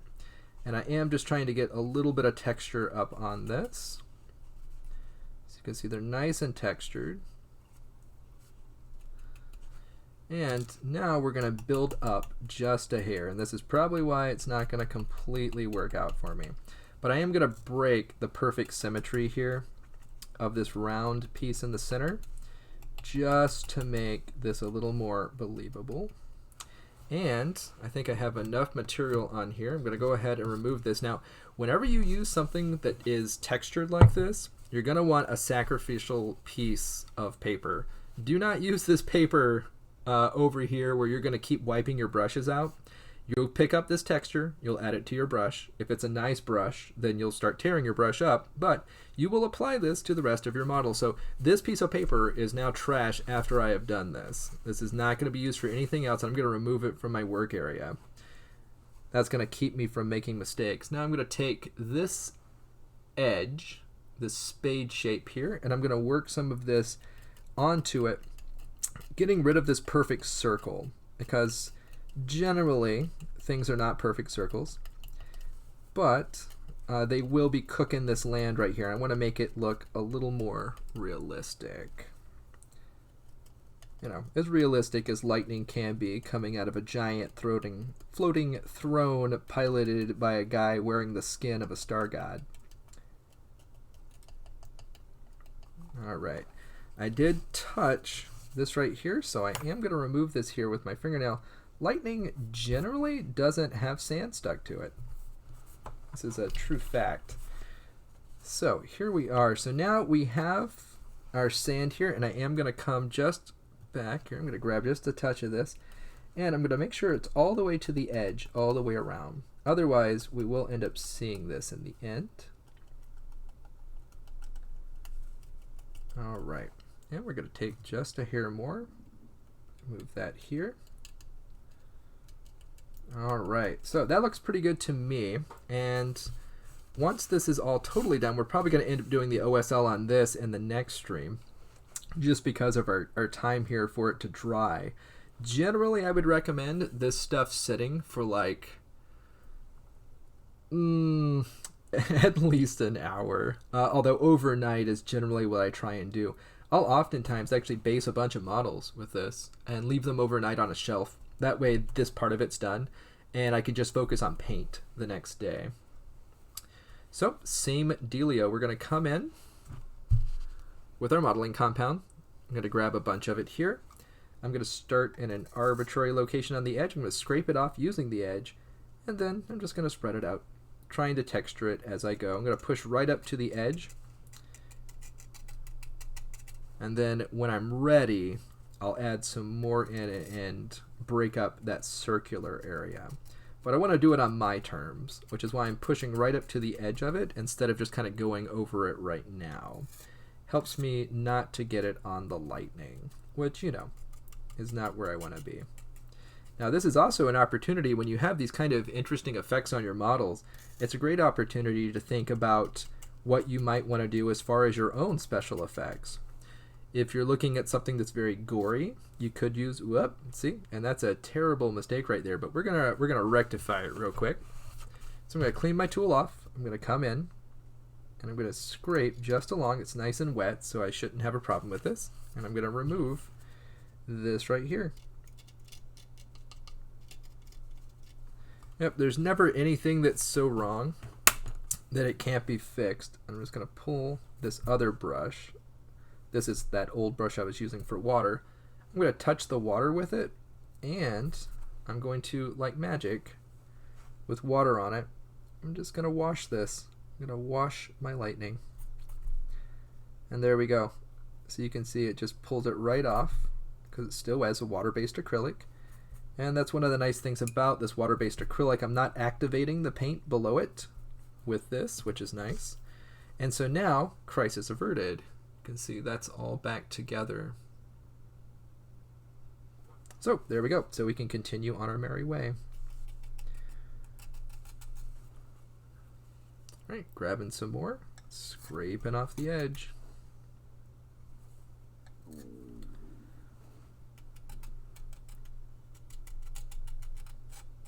Going right up to the edge here. This is almost like when you make a peanut butter sandwich, you know, and you want it right to the edge, but not over. That's the same thing. You just use the edge of the bread, use the edge of the model. So another thing I kind of like about the GW models, I know some people are, you know, against the way the base is shaped, but I do like that it's not rounded. It is nice and sharp here, which allows me to do this. It gets a nice sharp transition between the base and the area that is not the base. And we're going to build up just a little more right here. Excellent. Scrape off our excess, and we're going to clean off this side of the tool. And now we're going to come back in again. I'm going to use the sharper edge of the tool, the spade tip, and I'm going to come back onto this model here, and I'm going to get rid of that nice clean circle. Again, because lightning probably wouldn't normally just be in a nice clean circle. We're going to have it splatter in here a bit and just make that nice and irregular.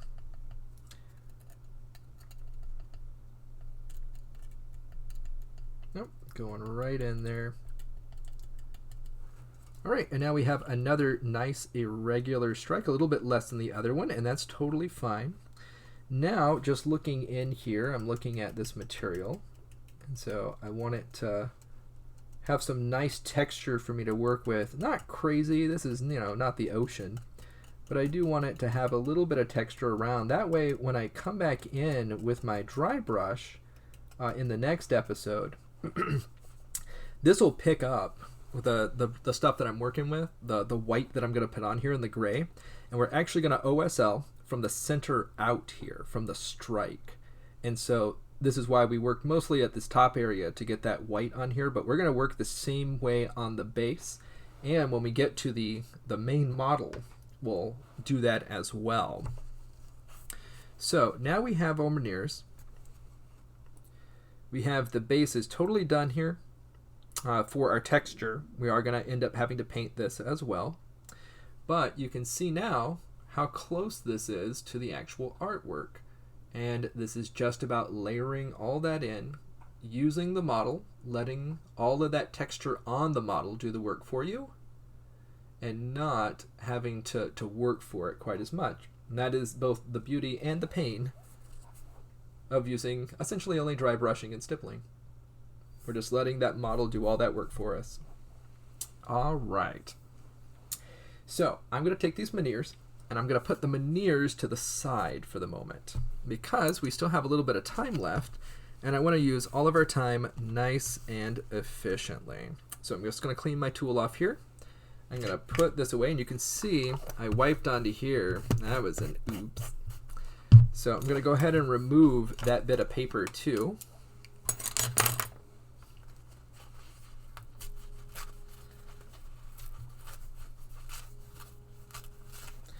Yep, and that is just so I do not accidentally wipe my brush in this. So we're going to remove that. I'm going to take this over. We're going to fold that. And now we have a nice clean area to keep working with. So again, our veneers are here. This is where we're at with the veneers. Very close to the original artwork, which was my aim, but it's going to have my own take on it so it matches my army. And they're just going to go up on the shelf. So they're going to get to live up here and they're going to cure. No reason to sit here and try with the hair dryer. It's going to take way, way, way too long. But there are a couple of other areas. So we're going to bring this up a bit. I'm going to change the angle so that we can now see this piece. So we have this piece and we have this piece. Excuse me. Now, if we look really carefully at our original picture, we can see a few more places here that have this black stone. There's two more places, in fact. One of them is actually right here on his staff. So this portion of his staff is going to have that black stone on it, which is right in the middle. And then we have the two more stones that are kind of like powering it or just kind of like sitting out here chilling. So these parts right here, these are also that same stone material. And they need the same process done to them that we have on here. Now, this little tiny piece that's on the two guys' staff, so there would be a guy standing here and a guy standing here. There's a little tiny piece of black stone there, but when we paint those guys up individually, we're going to take a moment to work on that. So I'm just trying to hit these bigger portions right now. So next, we're going to work on these, which we're going to do right now. I'm going to go ahead and pull my palette out here.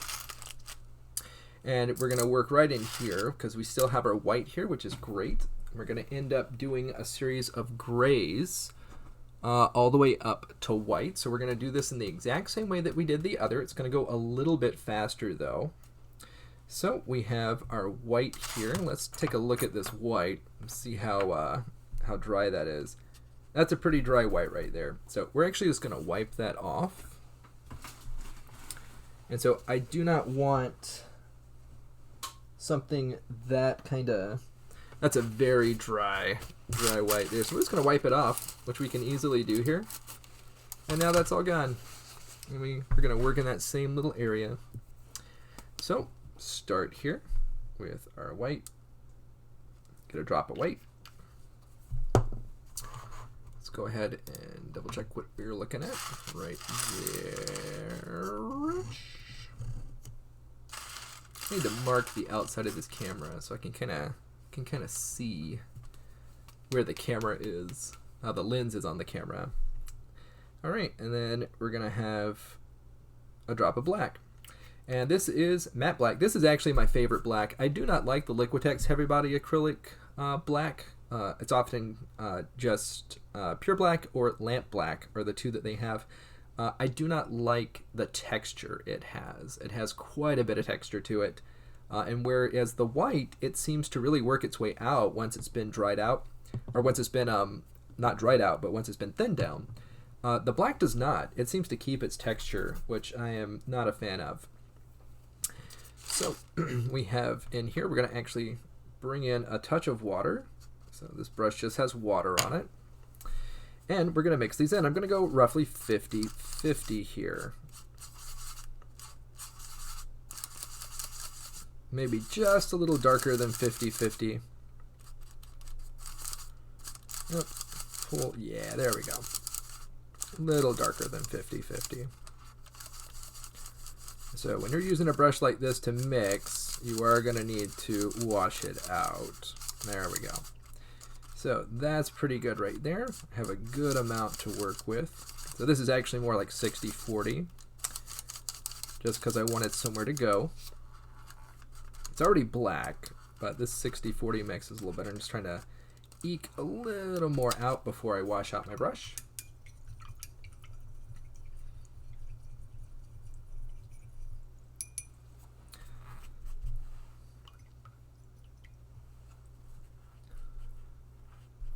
Right. Of course, all of this is clean now. There is no more of that texture paint anywhere on here, because if we had that, we would absolutely see it here, and that's not what we want. And you know, you might want to add, just depending, if this wasn't enough texture for you, you could actually use a product like this. This is Liquitex modeling compound, so you absolutely could use this. It's called modeling paste. It is white. It looks very much like very, very thick white paint, but once it's applied and you smooth it down using a tool, maybe, you know, a larger spade like this you could use. You could actually come in using something that had, let's see, you could use something like this, just have some different shapes here. You could also come in using something that is latex, and you could smooth it down quite a bit, but leave it just a little rough, and then if you sand it and then you paint that up, it will look very much like cast iron. So that could have been what you wanted here. But for my purposes, that is not what I want. So for here, we're going to come in with this, and we're going to do a dry brush on here. So we're going to get most of that out, making sure, of course, that we're not putting this anywhere near that textured paint. So we're going to come in here, and we're going to go ahead and get that textured up. And so I'm okay hitting the rest of this arm with this. This whole thing is going to receive something kind of similar to a dry brush. And so I do not mind just getting that started here. And this gray is going to go across basically this whole thing. And so this is just starting this process here. This is very, very subtle. But that is how all of this is going to be. It's very subtle to start with, because this gives us the maximum amount of control. I know this is a little hard to see what's going on with the lighting here.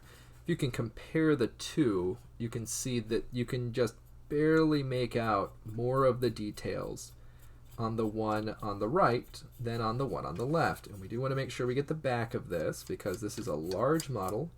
We will be seeing the entirety of this model on the field here. Go right there. All right, I'm going to grab this and bring it around to the other side. This, of course, helps to get all of our details preserved whenever we dry brush in the other colors, although it is not strictly necessary. You could skip this, and it wouldn't be the end of the world. But I at least intend to put 3 different shades on this first to really help keep all of these different textures, all of these different details alive. And then just giving a good look over this model. I don't see any more of that black stone, although I will probably discover it at some point, a little more of it, but I think for now that's all the black stone. And so we've gotten this on there, and of course the rest of this will be all dry brush, but we're going to use a lot larger dry brush. And we can avoid just these 2 places. That'll be nice and easy to do. And of course, all of this is going to be done very similar to the way we did our lighting sources on the previous models. And I'm just getting a little bit more in here. So just a little more of this dark gray. And make sure we get the back of this. Again, it's very subtle. It's very hard to see. But I think you can tell the difference between this portion here and like this portion in here where it's completely jet versus this, which now has a little bit of that dark gray on it. So we're going to pull a little more white into the gray, and we're going to touch, not with that brush, it really grabs that water. There we go. Going to get a little bit of that in there. We're going to pull a little more white in. So we're going to make 1 step change here. 1 step change, and I'm actually going to wash the brush out here because I can feel it getting a little dry. You were asking about why I use this tinfoil. One of the kind of ancillary nice effects of the tinfoil is you can hear it when the brush gets too dry. It makes a very tinny sound, which is after a little while very noticeable. You'll be able to tell, oh, that is too dry. It's making the pitch is too high. It's a little loud. Alright, so we're going to wipe that out, and we're going to do the same thing, focusing this on just the top 2/3 and the little metal areas here. So I'm going to try and keep this mostly away from the bottom, and we're going to do the tops here, making sure to focus it, yep, mostly there. And so we're going to come back with some extra stuff for these lines here. So I'm not worried about those right now. I'm mostly worried about focusing this on the top here, leaving that little bottom section. Gonna come back and grab a little more. Wipe it out. There we go. Gonna focus that back in the middle, and now you can really start to see that detail kind of popping out.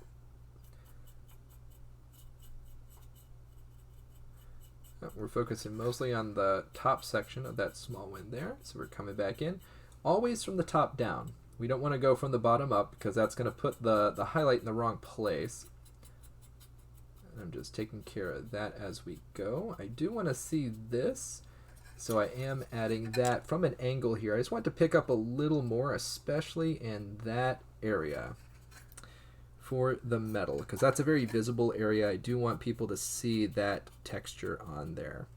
And so this is where I am, breaking that rule just a little bit, because I do want that to show up nice and clean, that line.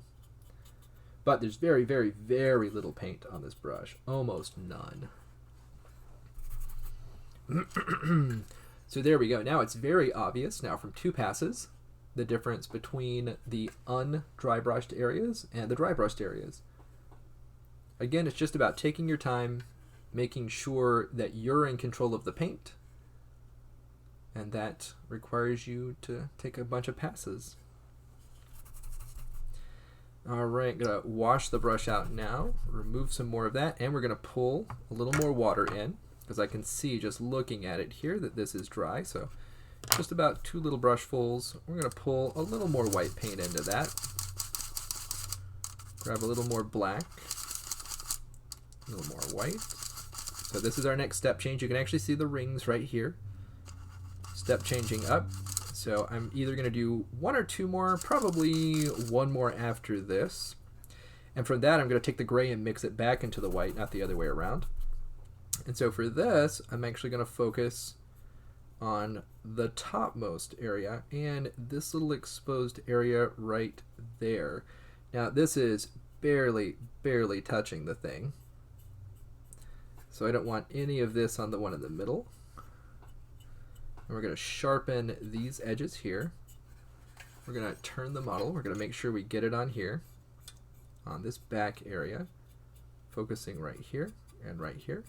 And again, we're not too worried about those lines. And see, you got to be really careful. You can see right there, there's too much on the brush and it left a streak there, but that's okay. We're going to blend this back in by pulling it with very little on the brush. And there it goes. It just disappears back into the model. Same thing over here, focusing only on this top area. And now you can probably see the difference between the two here. We have this area at the top and we have this other area at the top. We're going to go ahead and put that in.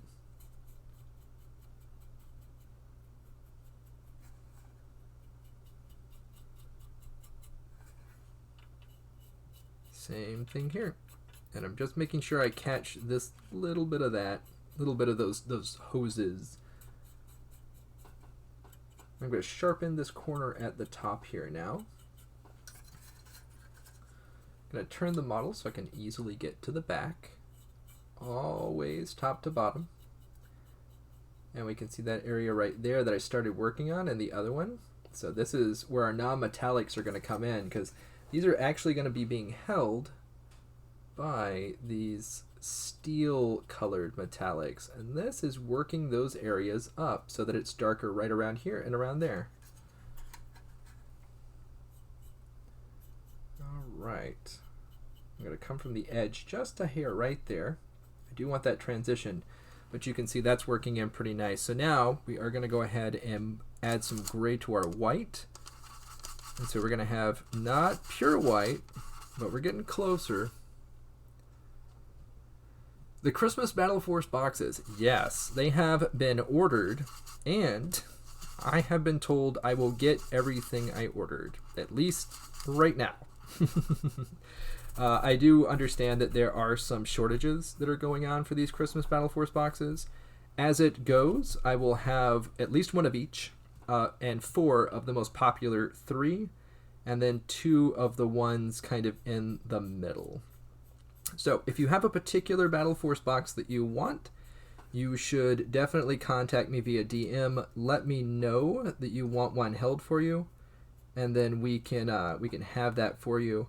I suspect the Custodes, the Knights, and possibly the Thousand Sons will be the ones that are going to be in short supply. So if you want any of those, I do recommend letting us know so I can put them aside for you. And I have had people ask whether or not the Christmas tree discount thing, where you pick an ornament and it has a discount on it, whether or not that applies to Warhammer. My thought is that it will, but we have a meeting tonight that we're going to discuss kind of our numbers on. And from that meeting, we'll make a final decision in the owners group. And so I'll let you know, although I am expecting it to be so. All right, and now you can see how this is really just starting to pop out now. We focus mostly on the top here. I am going to go one more little bit just on the very top here, adding quite a bit of the white in. I'm just sitting here, I added the gray, so they're now kind of the same color. And now we're just going to focus this right on the very, very tip top here.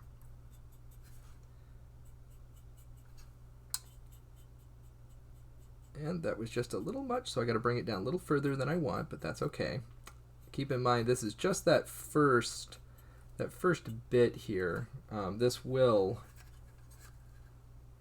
get covered up mostly by the paint.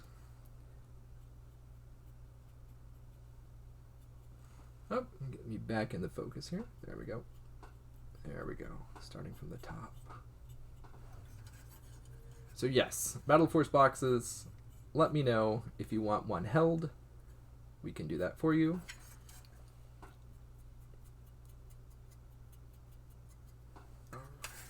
Do these here, although these will probably actually, this right here is probably a little far because I'll probably end up covering that up, but that's okay.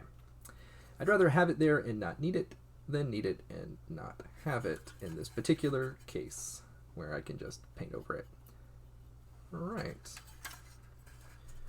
So here we are. It is 12:01, so our 2-hour stream is at an end, but you can see we've already done the work here. You can see how much nicer this is here, where it really makes all the details pop out. Again, I am just letting the model do the work. This model is highly textured. It's been made by people that are making the assumption that it's going to be painted, possibly painted exactly as I'm doing it right now. And so this is all the texture on the model that I am just letting the brush grab, letting the model show me. So a lot of this is just letting the model do that work for you. But there we go. So I am going to go ahead and sign off for today. So next time what we'll work on is getting the piece of Blackstone done on his staff as far as our, grayscale highlights. Then we're going to come in here and we're going to do these stones, and we're going to finish these stones just like we did the Menhirs. And that's going to be Monday at 10 a.m. just like we did today. And so my plan is to be done with this in probably mid to late January. I think we'll have gone through all of the different steps here. Maybe a little bit sooner depending. But there we go. So, thanks for showing up. Hopefully you have a good day. I will see you tomorrow at the store.